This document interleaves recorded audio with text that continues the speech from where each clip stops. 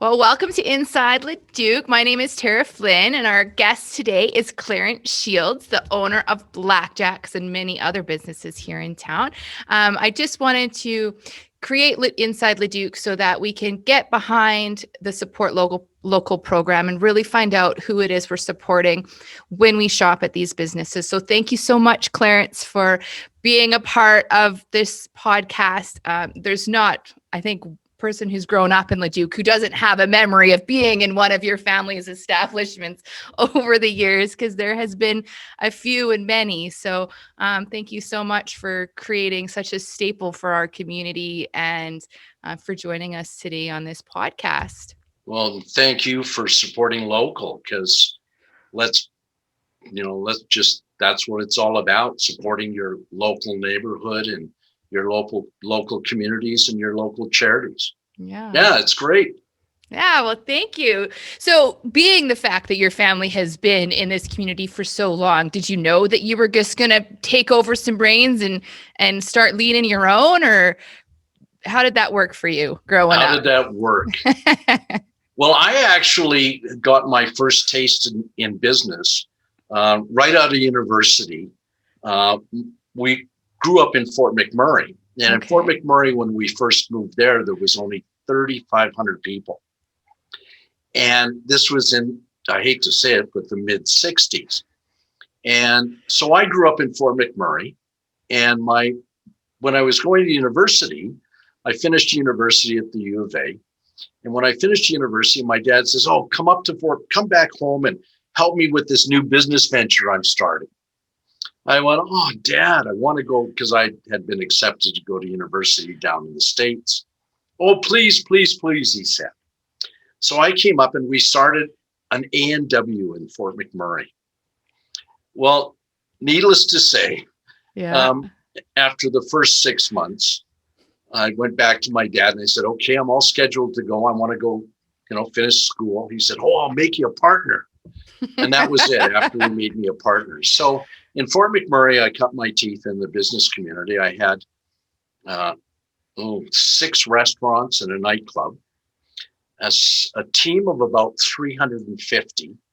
And then all of a sudden, I learned about what a downturn is. The national energy kicked in the early 80s. Fort McMurray was virtually shut down. And we lost everything.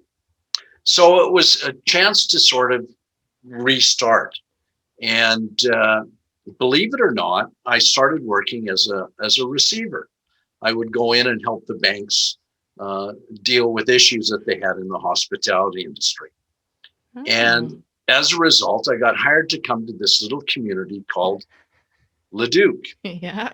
And there was a challenging business at the Nisku truck stop. There was a restaurant and a little bar. And I went in as the receiver. And after, I fell in love with the place because it was totally blue collar. It was, it was the working guy, the working staff. And I've always sort of been attracted to that end of the business. So with a little bit of luck and beg, borrow, and steal, we got enough money to buy that operation. And from there, we started off as really one of the first businesses along that whole Sparrow Drive in that strip. And believe it or not, there was only the Nisku truck stop. And then going south from there was the McDonald's. Going north from there was the Airways. And those were the only businesses along that whole strip. Oh, wow. So we became sort of an intricate part of the trucking community. And I was lucky. I was there for just about over 20 years. And the stories that I could tell from there of the guys that started in business, from the Sparrow family to the guys that really made Nisku happen. Of course, I was the only restaurant and bar in the whole area, so I sort of lucked out. Yeah. And then a number of years later, I was asked to do the same thing as a receiver and take a look at the Airways Country Inn. So, and the Airways, of course, was the first hotel at servicing the international airport, 60 years old. Wow. And it had quite the reputation as quite the bar, because it was the first bar in South Edmonton to have men only and ladies with escorts. Yes. Way earlier than you. Yes. And it was the first cabaret in South Edmonton. Oh, where wow. people could go out and dance. So it had quite the reputation during those early days. And I lucked out and I actually ended up purchasing that property. And so I sort of had two cornerstones of the Nisku market. One of them was really blue collar, and one of them was centered on the transportation industry. Yeah. So, and it's been a great adventure. I've seen Leduc grow up around me. I've been fortunate in that I've been really a part of the community, I think. And I had a great mentor. My father, Jack, who was an MP from Fort McMurray for 17 years. Oh, wow. I never knew that. Yeah. And, wow. And so he was quite the mentor. He taught me early in my business career. He said, son, it doesn't really matter what you take out of a business or take out of a community. What's really important is what you give back. So, when you have that model from an early stage, when you're in your early 20s, and some of the things that he would do, I mean, I remember one Christmas he dressed me up as an elf. We hopped in his plane. He was dressed as Santa Claus, and he flew out to this little indigenous community, delivering presents on Christmas morning. So he was really a character in his own right. And he was born on Christmas Day. And people ask me how the tradition started for what we do on Christmas Day, because we've been doing it for so many years now. And just for our listening audience, it's free that you come and you can have like a free Christmas dinner, and it's a chance to get out and not be alone on Christmas, because no one deserves to be alone on Christmas. So that's how it started. It started in Fort McMurray at the Smitty's that we had in Fort McMurray. And at the Smitty's, my dad, he said, that's it. He says, no one should be alone at Christmas. Because remember, you have all these oil field workers that come from all around the world that are working in Fort McMurray, and they have absolutely no place to go. Mm-hmm. And so we did our first Christmas dinner there. And from there, it just happened. And he was born on Christmas Day. His birthday was Christmas Day. So it's always been sort of a special day in our family. And it carried on for 40 plus years now. This year was really different, though. It was, we had so many sponsors that came forward to help us. But where the real difference is the year before we served over 1,400 people. And you have the St. Peter's Lutheran choir, world-renowned choir singing. You have kids running around. You have more volunteers than you need, asking you for the 50th time if you want to fill your cup of coffee. Right. It didn't have that. It was a drive-through system this year. Yeah. It was still great. Don't get me wrong. And we served over 600 meals, but it was missing that sort of, that family sort of feel to it. Yeah. And so we're really hope that this next year we will be able to, with this COVID behind us, and we'll be able to actually stage a Christmas dinner again this next year. But you become part of a community, and it's been really rewarding for me, helping out and helping to take the lead when I could in developing some real neat programs that supported the community. Mm-hmm. I think one of the ones that I'm most proud of, though, is there was a group of restaurants and bars in Leduc and in Nisku. I should say Nisku was involved in this too, that all banded together and said, you know what?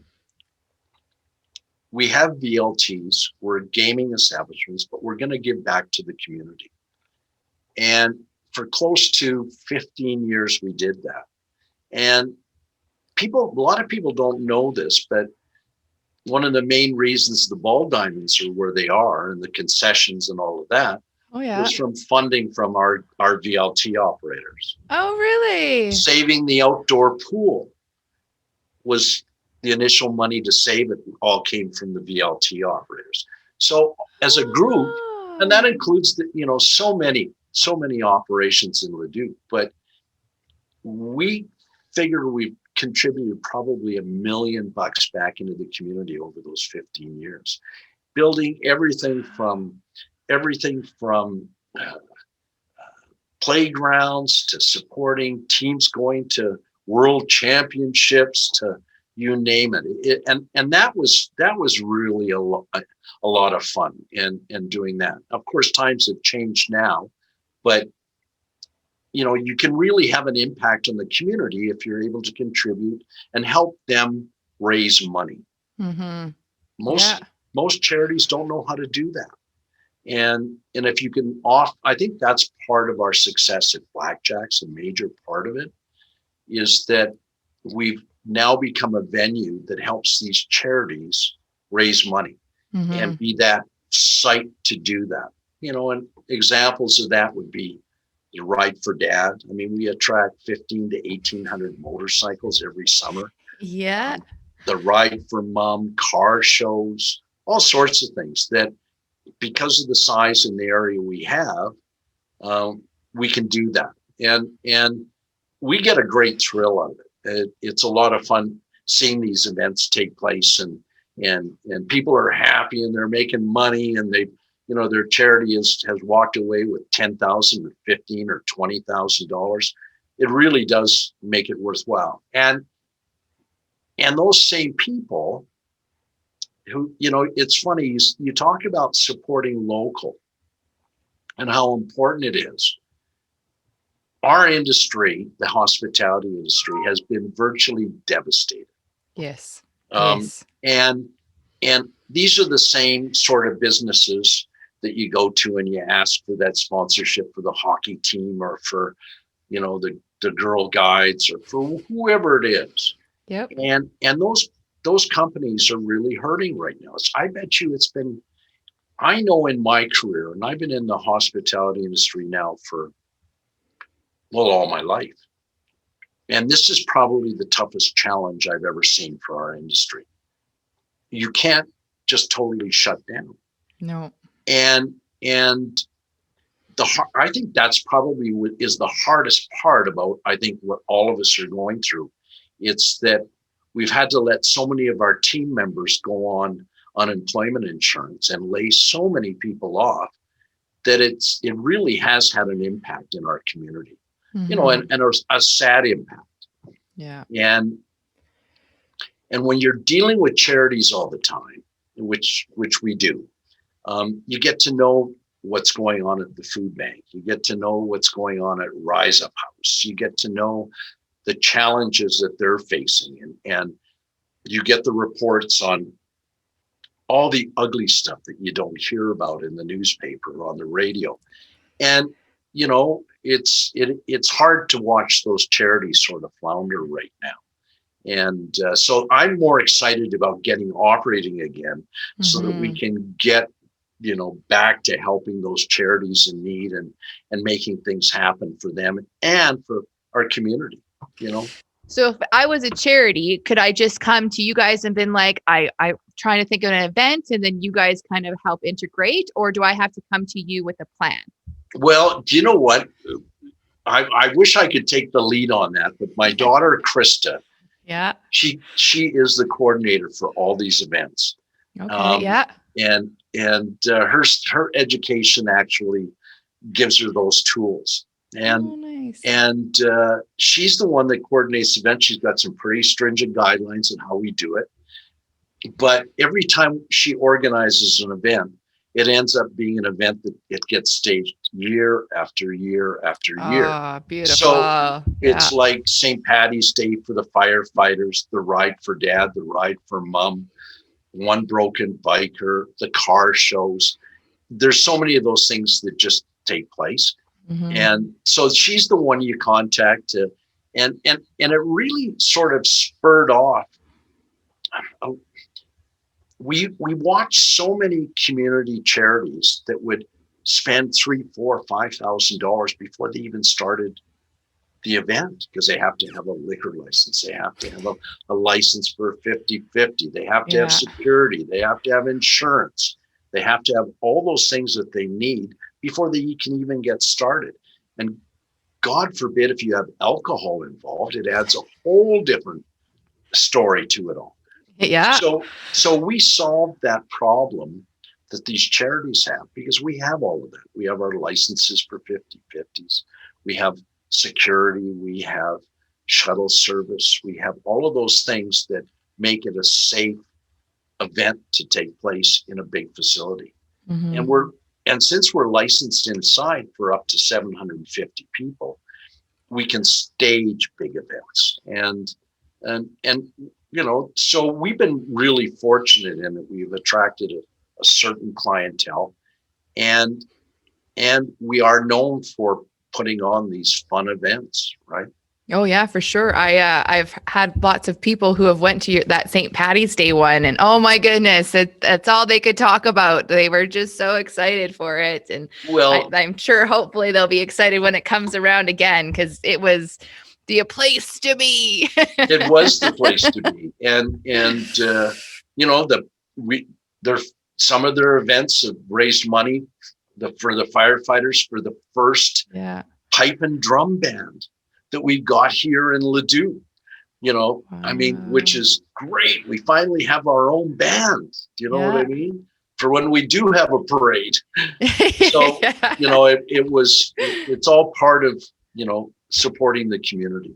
Yeah, that's awesome. Yeah. I didn't know that, how that all worked with the truck stop, because I grew up and it was just there. But I remember, like, me and my friends, it was the first place you could drive out of town, but not out of town with with your mom's car, you know. So like we hung out there Oh, all the we time. were, So it was definitely the hangout 24 hours a day, but for everybody, it was sort of, it became that sort of hub for Nisku and the transportation industry and the airport, because it was Mm. all part and parcel of it. And we we sort of gained a little bit of notoriety when Castro Raceway was operating, Oh and yes. our Capital Raceway in those days. That's another story. Capital Raceway. What a great project that was put on, and I was there right in the beginning stages when it opened up. And what used to happen is at the end of each race, because they had no facilities out there really but a track, I would get 200 to 400 racers at the truck stop every Friday and every Saturday night. Yeah. The place would be crazy with all these racers, and they come in, and we had bars and we had everything so kind of supporting them. And we used to actually take videos of the races and then come back to the truck stop and show them on the TVs and the big screen.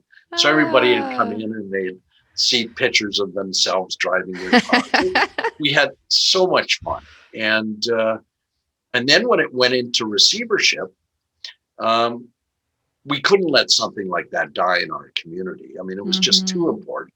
So it was interesting. There was a bunch of players that got together, myself included, that went in as I went in, we went in as and took it over and got it reoperating again, and put onto a proper financial footing.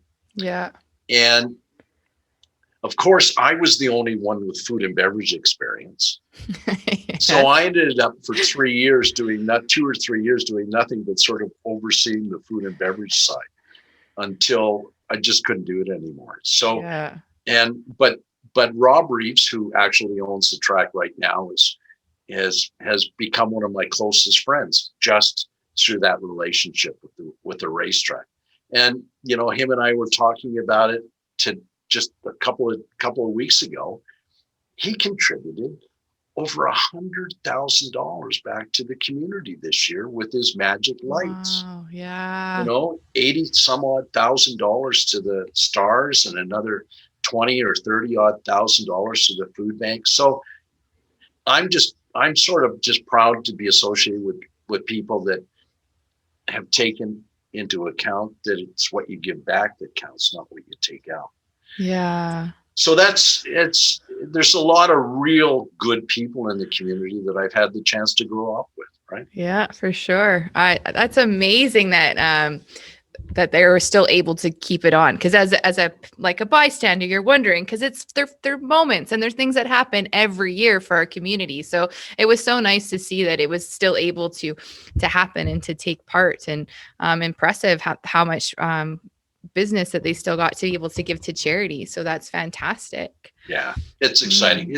But we've got lots of people like that. There's a lot of people in our community that are in the background that do a phenomenal job, and get no recognition on it. So that's one of the reasons I love the community. It's those key players that have contributed so much. The community was really small when we first came, when I first came here 25, 30 years ago. It was sort of a little bedroom community. Nisku was sort of on fire. The airport was still struggling with another airport in Edmonton, right? Yeah. And it didn't know its future or its position. And now I see an area that, the Nisku Industrial Park has really been hit over the last 4 or 5 years. It really is sad to see. But at the same time, I've seen the airport, pick up its pace, and it's got such great things going on out there that are going to really give Leduc and this region something to be really proud of. Like this week coming up. They're announcing and have announced, and they're having a session an information session on what is going to be the largest solar park on any airport property in Canada. So, we've got all these exciting things that I still feel real positive about. Amazon was one, Ford Distribution Center. These are all going to be cornerstones because, and a lot of people don't know this, and is that the Edmonton Airport, the EIA, is the only 24-hour commercial airport in Canada. As a result, we're that transportation hub to the world. And we're just not the gateway to the north, we're the gateway to the world. And I think that's going to play an intricate part in what happens in our community over the future, without a doubt. Oh, 100%. We've got planes, trains, and automobiles. We got it all. We've got it all. We've got it all. Yeah, planes, trains, and automobiles. So, it's just exciting to see too how they're gonna negotiate with the airport underneath the flight pass because we are the 24 hours. So, I know that's kind of how come we had to grow out versus up, just because they didn't want to have lots of higher buildings underneath the air pass. So excited. the flight pass even affects me because I'm right beside. Yeah. It was funny. We've sort of been a little bit of free spirited in Nisku. And the businesses that operate in Nisku sort of, sometimes they, push the boundaries maybe a little bit too far some ways and maybe not enough in others. But I remember my brother was in radio, and he came to me and he said, "Clarence," he says, we're gonna open up a radio station in Edmonton, and it's gonna be one of these alternative rock stations." And he says, "But we want to really, we want to come in as a little guy in a gorilla in the marketplace." He said, "Do you think you can find me an old trailer, an old Atco trailer that we can put along the highway?" Yeah. I said, well, sure, I can find one. I said, so what do you want to do? What I want to do is I want to start this radio station, and the announcers are going to announce out of that little shack along the highway on your property, so they can sort of wave to everybody coming into Edmonton. Yeah. Yeah. So I thought, God, that's sort of unique. I said, do you need permits? Well, I said, we can't get permits for any of this stuff. We'll never get it done. Right. So we moved the trailer onto the property.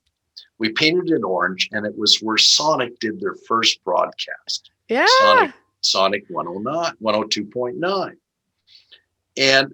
But they shot their signal across to Spruce Grove and then transmitted from there. Okay. Problem is it shot across the runway. Oh no. So these planes coming in would get this sonic sort of music come across, and it created a few challenges for us all.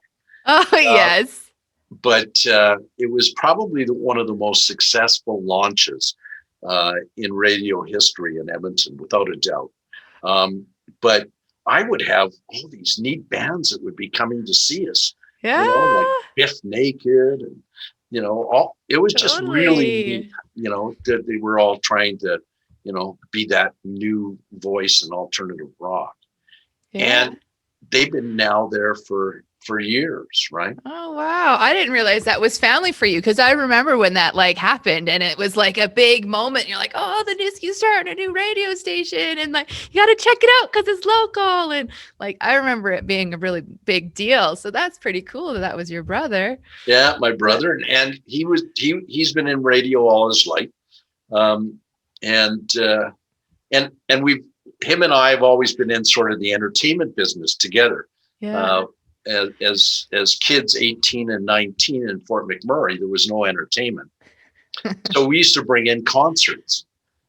Oh, wow. With guys like Ron Sakamoto, and he became probably the number one promoter in Canada, Sakamoto Agencies. But, we'd bring in all these old retro bands, but we're talking years ago now. So I've always had an affiliation for entertainment. He was the one that he came up to see what I was doing here when I was building Blackjacks.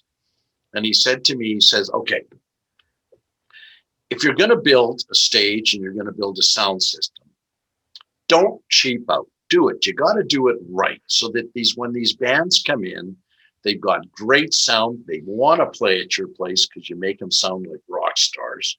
And he says, that's how you got to do it. So we actually did that. We set up a recording studio, and we also set up the same sound system that they have at the Jubilee Auditorium. Oh, impressive. So the sound is really exceptional. And I think that's probably been a good part of one of our successes on the entertainment side, is that the bands, when they do come and play at Blackjacks, they really enjoy it and they have a good time. But we also, at the same time, we videotape their shows in high definition video for them. Oh, that's an added treat there. Well, for them, they love it because yeah. when you go on YouTube and you're watching YouTube and somebody's taking a video or doing a video of the band, how it always feels so disjointed. There's that echo in the background. You don't get the good sound. Well, we actually give them a disc or a thumb drive with the sound coming right off the soundboard. So most of them take it and immediately throw it onto their own websites or their own YouTube channels because the sound is good. So we've been really fortunate on that side on the internet. A little bit of some word of advice from my younger brother really helped out. Yeah, no kidding.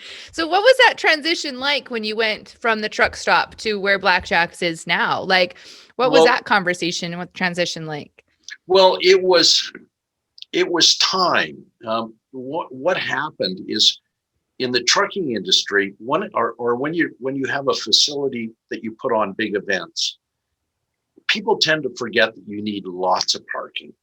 Mm-hmm. And what was happening with the truck stop was that I was being surrounded by all these other businesses, and my parking lot kept getting smaller and smaller and smaller.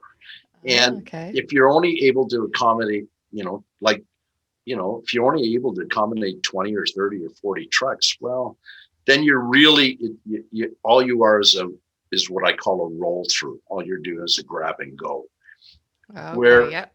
where I didn't want to be a grab and go.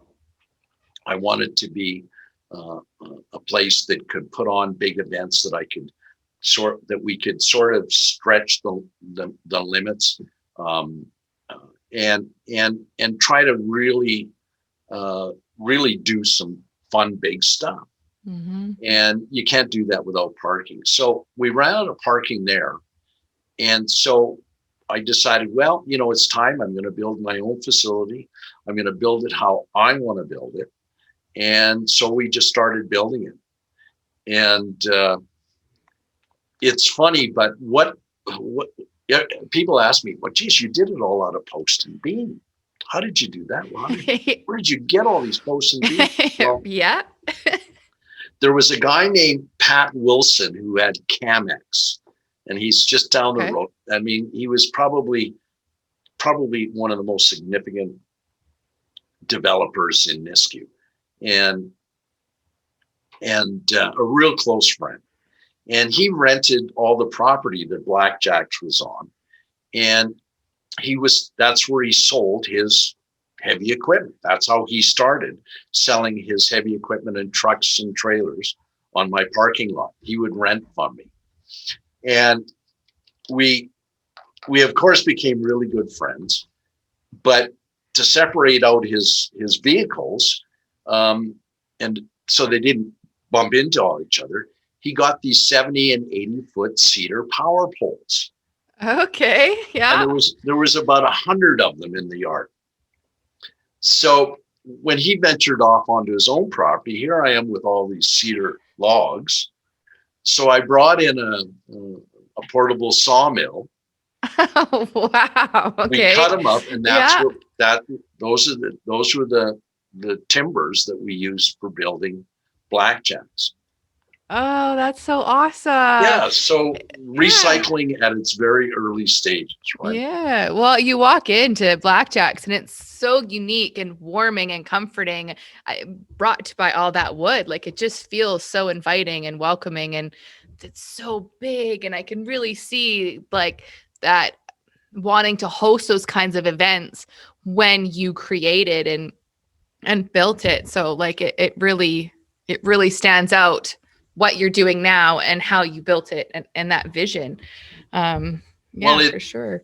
and my wife calls me a hoarder, but I'm not a hoarder. I do collect a lot of different stuff, and I have a lot of people bring me stuff, and usually I can find a place in the wall for just about anything.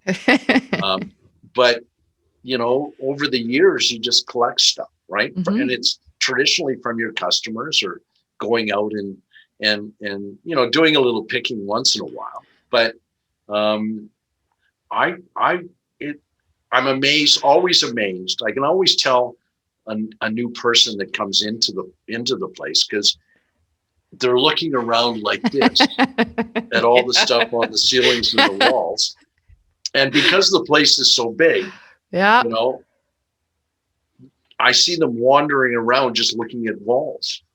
And so that makes for an interesting day. But it's turned out to be a lot of fun. We've enjoyed it, and we continue to add to it. So Yes. Yes. Is there anything that you would do differently if you had to go back and rebuild, or any of the changes or anything like that?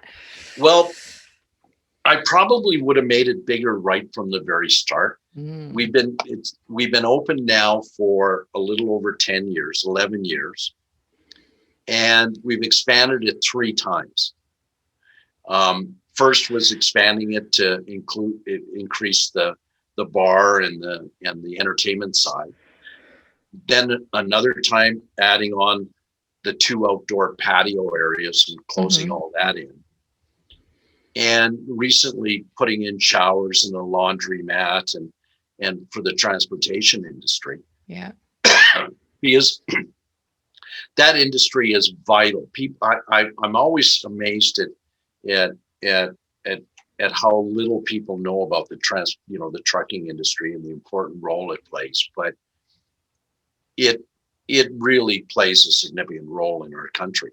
And we're on the second busiest highway corridor in Canada with, Highway 2. Yeah. And these I've seen loads that have come in, and trucks that have come in my yard that are worth more than Lear jets. The stuff that has traveled out of here over the years and the role that these guys play. Yeah. And I'd say it's probably been tougher on them than most people realize, because over the last 2 months, can you imagine 2 to 3 months, or really the last just about a year now, where all you do is spend all your time inside your cab, inside your truck. You don't socialize with people. You don't, it's been really tough on the mental health for the trucking industry. Yeah. And that's what they miss. They miss that camaraderie. So when we reopened, our first ones through the door were truckers going, thank goodness we can sit down and have a meal. Totally. Yeah. But yeah, no, it's, they play such an important role, and they've been a real strong supporter of my business and what we do. But no, I'm excited to be part and parcel of that industry. Yes. I actually didn't know it was the second busiest highway. That's news. I didn't know that. That's pretty impressive. I did not. No. Do you know right on this corner at the entranceway to Nisku? Okay.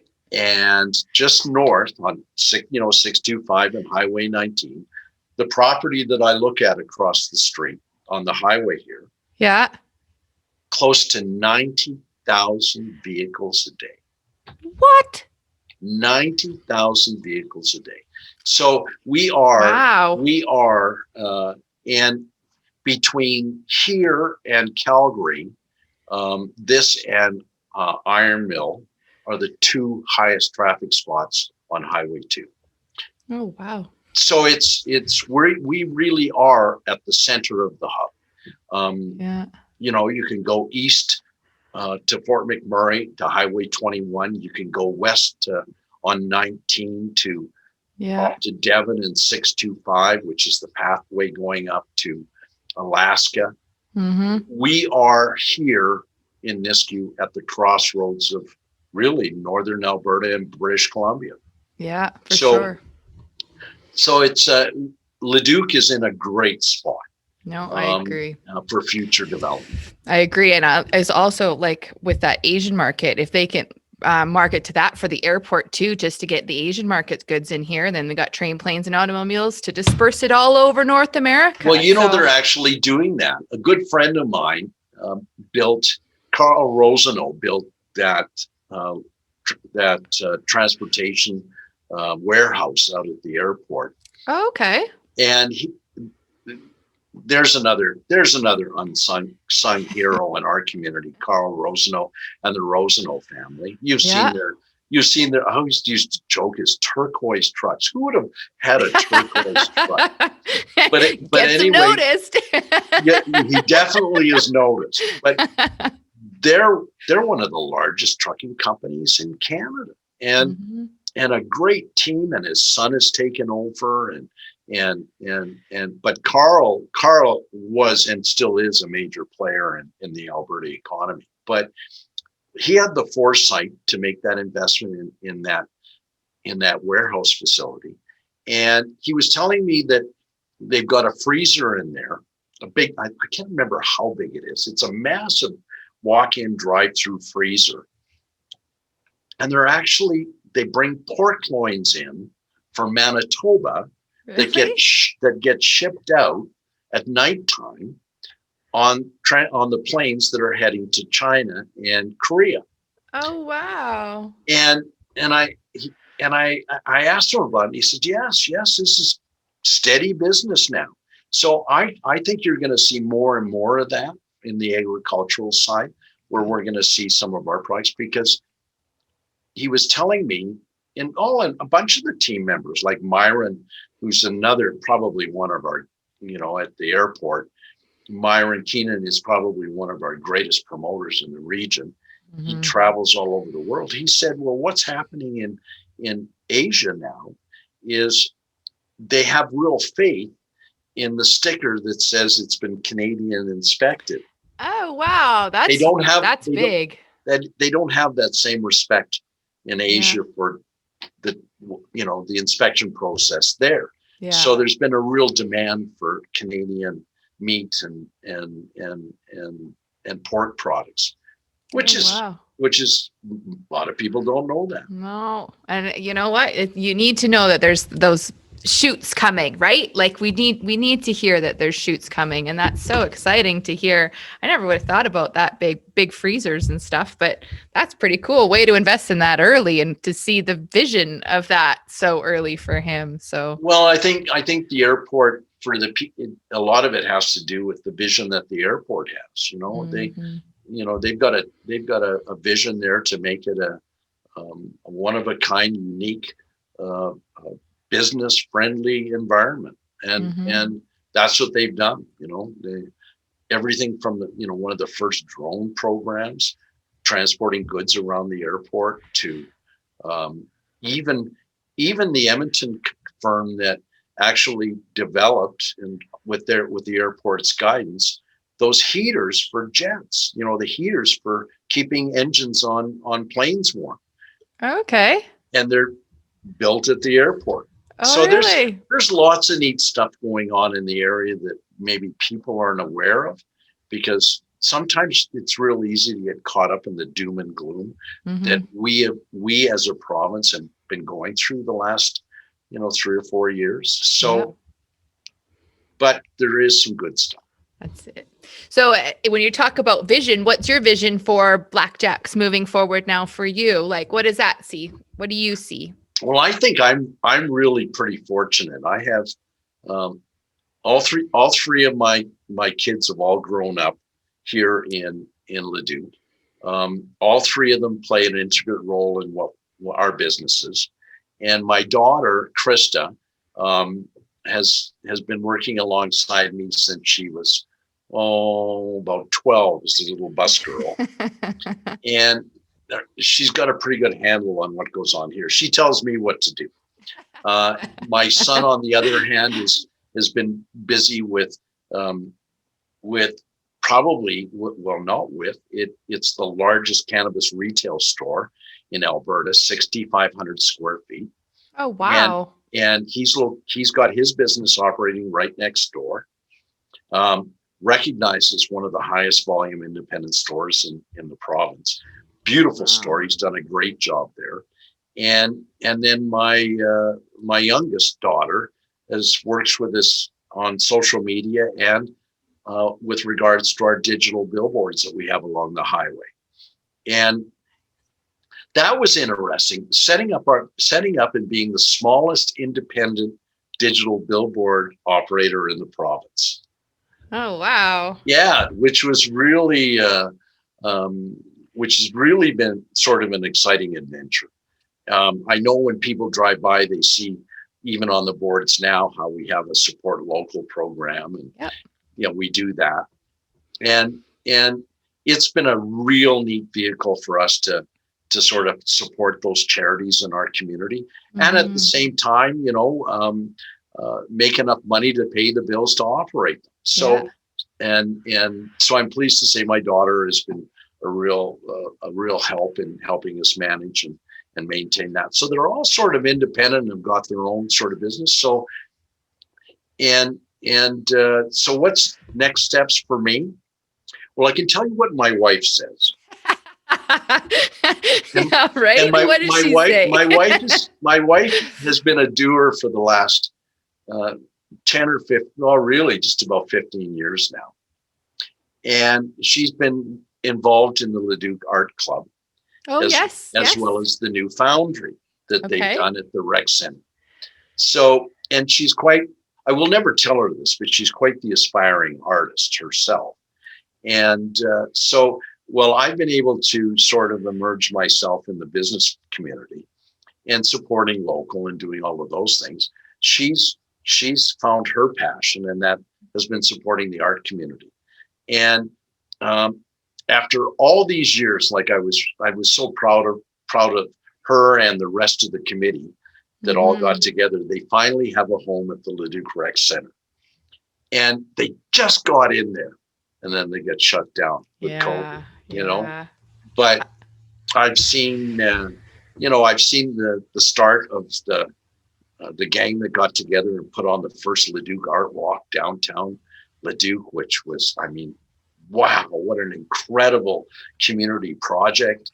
I mean, it's those sort of things that create the community.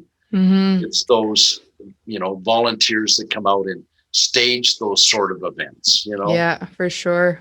Actually, yeah, I find it so interesting about the art walk because, like, growing up, it was such a sports, like it was sports, and then you just like it trickled in the arts and cultures and alternate cultures and the pack and the art walk and like I go to and pay attention to city council meetings and I remember how proud that they were that they got that permanent location at the rec center and like I can't wait to see it really come to fruition once they're able to. Yeah.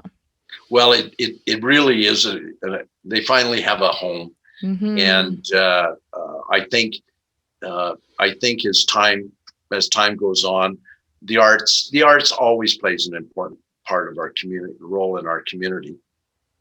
But at the same time, sports tourism is one of those things that's massive for us. And it's funny, but that really, that sports tourism started with in a lot of cases with the ball diamonds attracting all of these ball teams to the area, so they play and put on their major tournaments, like the slow pitch nationals, the seniors, all those sorts of things. And believe it or not, that was where I first met Bob Young, because Bob was a teacher. Bob was a teacher in recreation, and he was also involved with the Leduc Ball Federation at that time and trying to set up. And one of the things they needed was fields and fences. Yeah. And fences. And at that time, the community of Leduc, I don't know if we were a city yet. We became a city in 1983, I think. Yeah, I think we might have just become a city at that time. And there was a need for, because we needed that.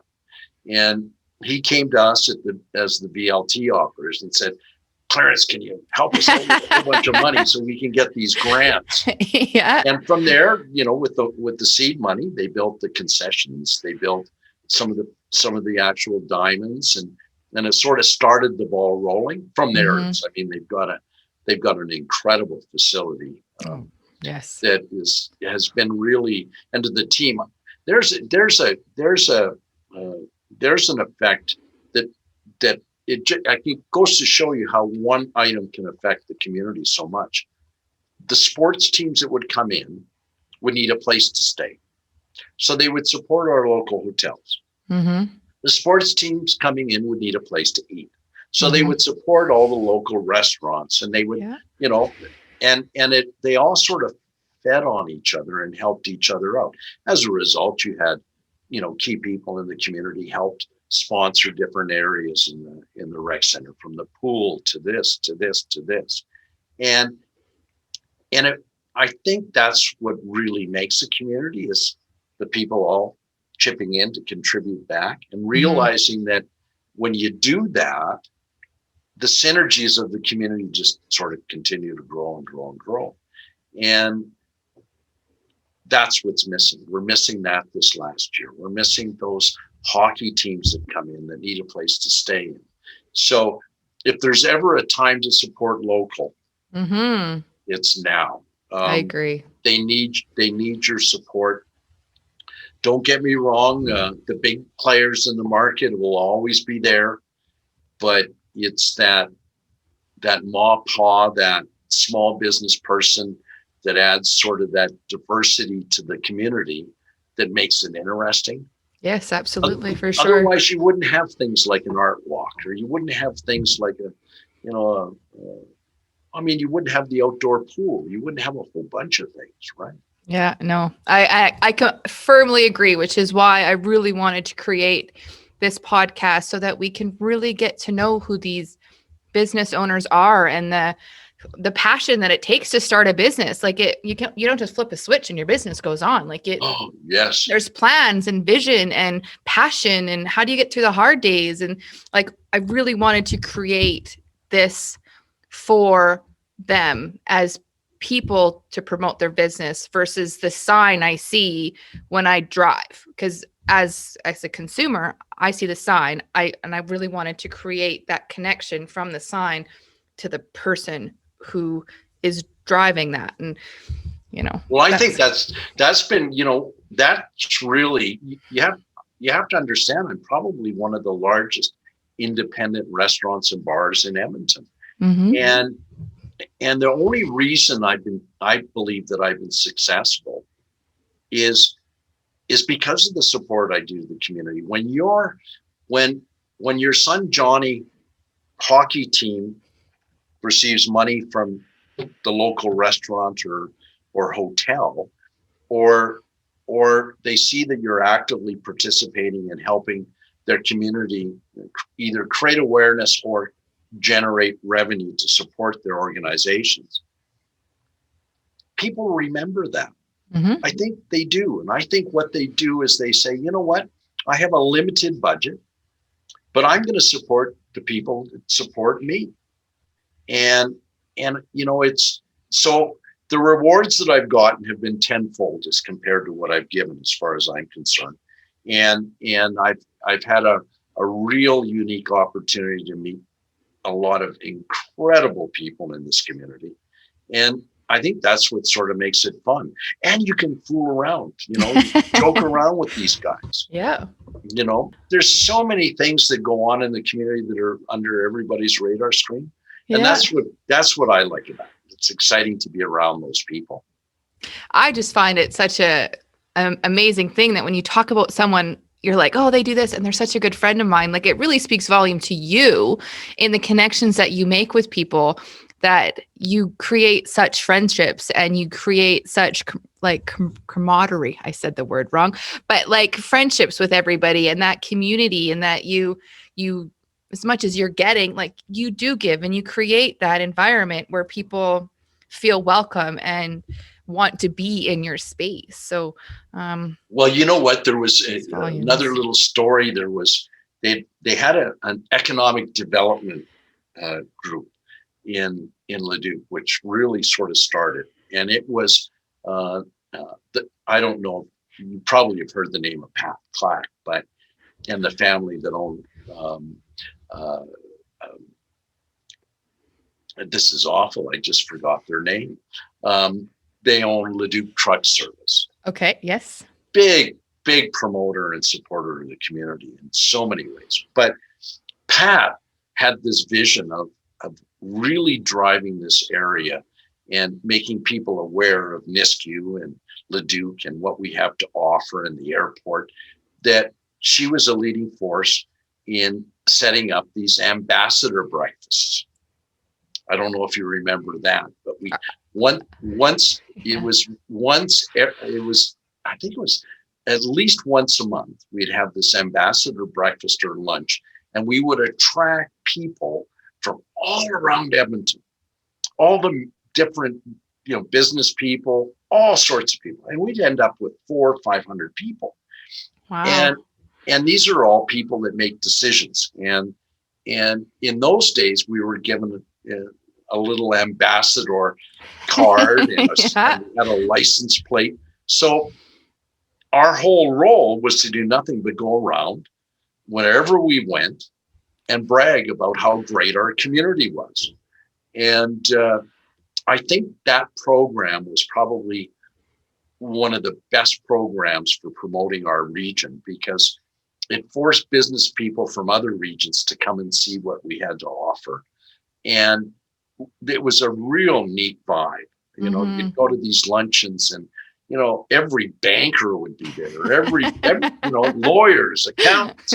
It was just, and politicians. It was it was always fun to go to because you found out about what was going on, and you sat at a different table every time because you had to make a point of visiting and interacting with all the different people that were there. Yeah, Yeah. it was. So there's a lot of different organizations and people that take credit for growing out this area, Oh, for and the sure. Clack family was definitely one of them. I remember seeing that because they used to have ambassador on the back of their like windbreakers. And I remember seeing them at one of the festivals at the Letty Fields and was like, I'm going to be one of them when I grow up. I want one of them coats. And of course, they did it. They were just like Carl Rosenow. They did it in bright turquoise blue, right? So I know because I had one. And whenever I wear it, everybody, it's like you're a little spark plug out there. It's sort of fun to wear. That's it. They definitely caught my eye. And I remember thinking, I'm going to get me one of them one day. And there's an example of an organization that has been around for a long time, contributed significantly to our community. And, this COVID has sort of stopped them from doing anything. Mm-hmm. So we're missing out on those people that, brag about the city of Leduc. Totally. Well, I'm definitely I always thought that would be, it's nice to brag about your community. And I don't think we do that enough. I don't think we really tell the rest of the world what a great spot we are. Most people don't know, as an example, in Nisku, that it's the lowest business tax in the area, in all of Edmonton. That's Mm-hmm. why Amazon is here. That's why you're seeing all these companies looking at it, because not only do we have a very responsive council that operates the county, still with that business head, but a lot of people don't know that. No. And for sure. I think we have to brag more about the good things we've got in our community, and and I really miss that ambassadors program and what it was, because it was people like you that whenever they communicated with somebody, they, we had a little name badge. For sure. We were proud, Yeah, no, absolutely. I am born and raised in this town, Leduc, and it is my home. And I could never imagine living anywhere else, raising my children anywhere else. It's home, and it's definitely coming over that overpass from Edmonton. You just like, this is where I call home. So yeah. Well, totally. It is home to a lot of people, and it's a young community, which is great. My kids love growing up here, and it really is a close knit community. It's getting pretty big though now. I mean, it's spreading out quite a bit. Yeah. But I think as the community has grown out, so have different business interests. Like, you look at Rick and the team at Co-op. I mean, what an incredible story that is. Yeah. Co-op has been, one of the major supporters of so many different things we do in our community. And as a result of that, you support local, and they've continued to grow and develop in this area. There's a lot of stories like that of people that, have sort of stuck it out through the good times and the bad times. Because there's been bad times, but you just kind of have to, put your chin up and keep going, right? Yeah, no, you've definitely given me a nice list of names of people I'm going to have to contact to come on this podcast and help share more stories of our beautiful and amazing. There's some incredible people. They really are. Yeah. And then, I can't talk enough about our local Chamber of Commerce. I mean, Jennifer, she was recognized as one of the not one of the, she was recognized as the top in the country, the number uno. As a general manager running our Chamber of Commerce. So we're fortunate. We've got some really talented people. Yeah, for sure. The way she says names is amazing. She's just, oh my goodness, it's impressive. Every time she says names, she's been around. She's been around. She knows everybody. She knows the things that have taken place in the community. you Yeah, know. for sure. Well, they're taking over our business licenses now for, I think they've proposed it or they did get.